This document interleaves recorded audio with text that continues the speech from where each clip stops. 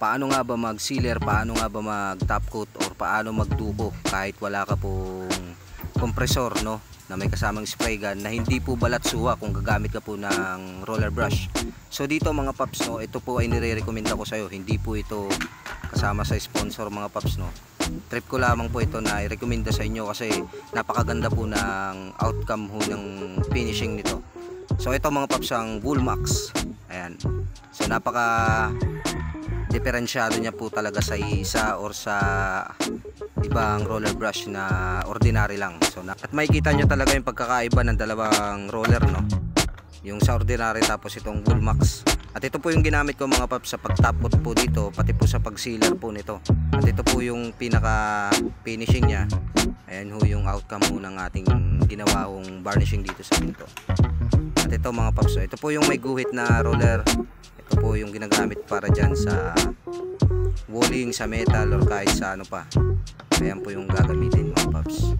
Itong ano naman, itong Woolmax, ginagamit po ito sa varnishing, sa top coat, or kahit sa duko mga paps, no, dun sa pinaka base coat hanggang sa top coat. So ito po yung Woolmax na paint roller. So napakaganda nito mga paps. At halika mga paps, samahan nyo ko at ating itong subukan ng Woolmax na ito para po dito sa ating pagtatop coat gamit po ang polyurethane at saka itong Woolmax na roller. At dito mga paps, no, kung mapapansin nyo, nililihaan ko po muna. Ang gamit ko pong papel de liha dyan ay number 240. So katatapos ko lamang po yan masanding sealer. So naghintay po ako ng ilang minuto bago po natuyo. At ayan po, niliha ko. At isusunod ko na po itong aking pagtatop coat ho dito na gamit po yung polyurethane. At ito mga paps, no, ginagamit ko na po itong Woolmax. At ayan.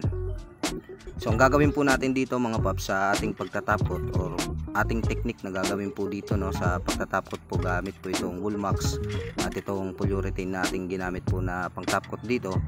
So ang ating pagpahid dito mga paps, sangayon po sa kanyang grano. Ayan. Kung maaari naman, pwede namang hindi sangayon sa kanyang grano. Kung pwede, basta ang ating pagpapahid po dito ay marahan lang, hindi po natin didiinan, kasi kung didiinan po natin ito, mapipiga po yan. At saka yung magkasidulo nyan, lalamat po yung pinaka magkasidulo nyan, magguguhit po yan. So yung ating pamamaraan po ng pagpapahid po dyan ay marahan lamang po, hindi po natin didiinan.